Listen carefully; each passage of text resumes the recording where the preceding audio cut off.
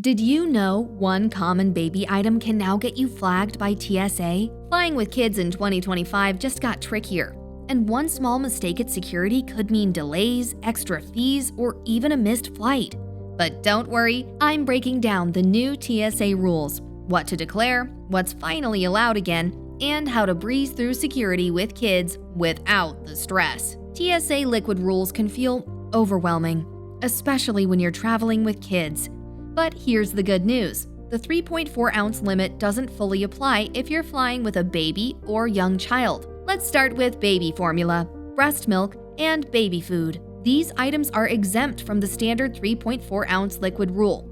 That means there's no hard limit for it, but it must be in reasonable quantities and declared to the TSA officer during screening. To make things easier, pack those items separately in a clear pouch or bag. Security might swab them or run them through a scanner, but if you're organized, it's usually quick and painless. Next up, children's snacks and drinks. When you're traveling with a child, these are allowed in carry-ons in reasonable amounts. You don't have to squeeze everything into a quart-sized bag. However, if it's liquid or gel-like, it should be declared. It's best to pack just enough for the flight, plus a few extra snacks in case of delays. Bringing too much can slow you down at security, while bringing too little could leave you stuck without food when you need it most. Now, here's a change many parents will appreciate. Liquid-filled teething rings and water-filled baby toys are now allowed in carry-ons. This is thanks to upgraded CT scanner technology at several major airports, including LAX, JFK, and Atlanta. These scanners can better detect what's inside these items, so parents won't be forced to leave them behind. Even though they're allowed, it's smart to pack these items in leak-proof bags. Cabin pressure can sometimes cause them to leak and make other things soggy. Parents with older kids often ask about things like milk boxes, sports drinks, or allergy-friendly snacks. These are also allowed, as long as your child is traveling with you. Pro tip: if your child has dietary restrictions or allergies, label everything clearly. It can help speed things up and avoid unnecessary questions at the checkpoint. Here's a common mistake many of us have made: stuffing all the liquids deep inside the carry-on. A better way is to use a small clear pouch just for baby liquids and snacks and place it right at the top of your bag. That way, if TSA needs to inspect anything, you won't be digging through everything to get to it. Plus, don't forget about hydration. While you can't bring a full water bottle through security, you can bring an empty one and fill it up after screening. Many airports now have filtered water stations. It's eco-friendly, saves money, and you won't have to second-guess what's in those mystery juice boxes. Now that we've handled the tricky liquid rules,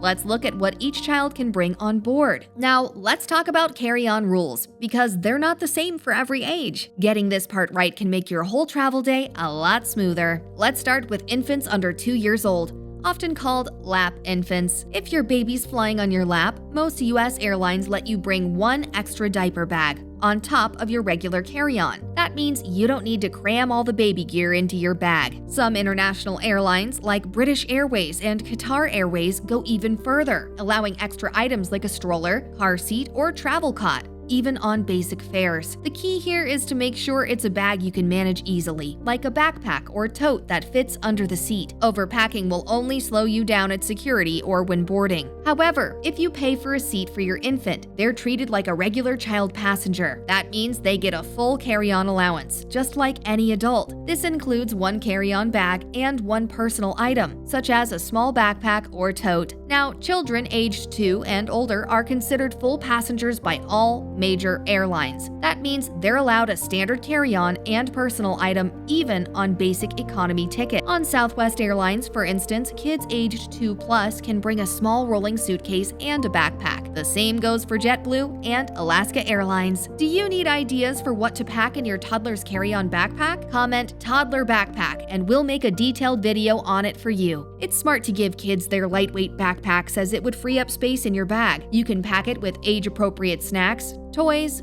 coloring books, or a tablet with headphones. Also, the backpack should be small enough to fit under the seat. A good rule of thumb: if the child can carry, it's a good fit. If not, Pack it in your carry-on instead. Airline rules vary. For instance, Air Canada's basic economy only allows one small personal item, like a purse or tiny backpack, for free. A standard-sized carry-on will cost you around $35 extra. And if you need to add a checked bag or select seats, the fees can quickly stack up. Sometimes upgrading to standard economy ends up being cheaper. On budget airlines like Ryanair or Wizz Air, free carry-on sizes have shrunk even further. Ryanair, for example, allows only a bag measuring 40 by 20 by 25 centimeters for free. That's about the size of a large handbag. Anything larger, even a small roller, may result in surprise fees at the gate, sometimes as high as €65. For international travelers, especially those connecting to US flights, that's something to keep in mind. Now, here are our 2 practical tips for you. Always check your airline's baggage rules before booking. Take a screenshot of their carry-on policies. This helps avoid disputes at the airport. Second, if you're packing for more than one child, don't forget, baggage allowances cannot be combined, so each child's needs have to fit within their limits. Alright, parents of teens, this next update is for you. In 2025, flying with teenagers just got a little easier. The TSA now allows teens aged 13 to 17 to go through the TSA pre-check lane with their enrolled parent or guardian as long as they meet 2 conditions. First, they must be on the same reservation as a parent or guardian who has TSA pre-check. Second, their boarding pass must show the TSA pre-check indicator. That small pre-check logo on the boarding pass makes all the difference. If it's there,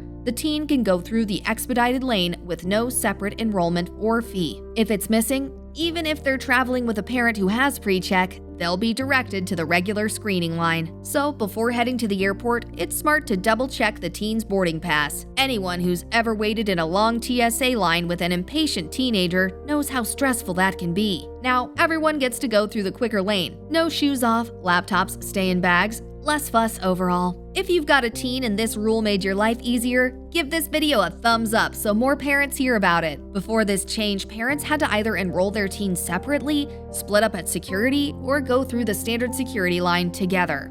Now, as long as the boarding pass shows pre-check for both, you can all stay together. However, this doesn't always happen automatically. Teens aged 13 to 17 can be randomly excluded from receiving TSA pre-check on their boarding pass, even when on the same reservation. If that happens, they'll have to go through the standard screening line, unless they are enrolled themselves. For that reason, if you are a frequent traveling family, it's best to enroll your teen in TSA pre-check.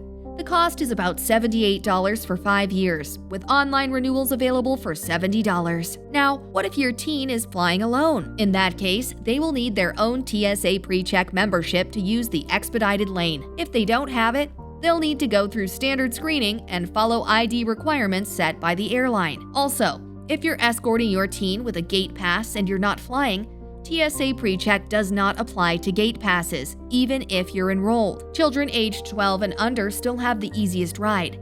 They can go through pre-check lanes with their enrolled parent and don't even need the indicator on their boarding pass. That rule hasn't changed. And remember, TSA pre-check is currently available at over 200 US airports. It's best used during busy travel seasons like holidays or summer break, when lines can get long fast. Speaking of smoother travel, let's take a look at the 2025 tech updates every parent should know. Between cartoons, games, white noise apps, and music, tablets and phones are a lifeline mid-flight, especially when kids are involved. A dead tablet at 30,000 feet? That's a fast track to in-flight chaos. Here's what every parent needs to know about flying with tech in 2025. Let's start with power banks. First, know the rules. The TSA doesn't allow power banks in checked luggage. They must be packed in your carry-on. Power banks under 100 WH, which is about 20,000 mAh or less, are completely fine to carry on without any airline approval. These are the most parent-friendly choices. They're powerful enough to charge 2 or 3 devices and small enough to fit in a diaper bag or backpack. Power banks between 100 WH and 160 WH, roughly 20,000 mAh to 32,000 mAh, can be brought on board, but only if you get airline approval first. You're allowed a maximum of 2 of these per person. Anything over 160 WH, such as a laptop or gaming power bank, isn't allowed at all. Not in carry-ons, not in checked bags. They're banned completely due to fire risk. A helpful tip is to label your power bank. Most have their watt-hour WH capacity printed on them, but if yours doesn't, Use a permanent marker to write the WH rating clearly on the device. This makes TSA screening smoother, especially when traveling with other electronics like baby monitors or bottle warmers. When packing, go for a multi-port power bank. One that can charge a phone and a tablet at the same time makes life much easier. A little planning with tech can make your flight much smoother and quieter for everyone. Travel can be stressful, but with the right prep, it doesn't have to be. If you missed our last video on things experienced parents no longer pack when flying, go check it out now. It's packed with smart tips that can save your sanity. Trust me, you'll wish you saw it sooner. See you there.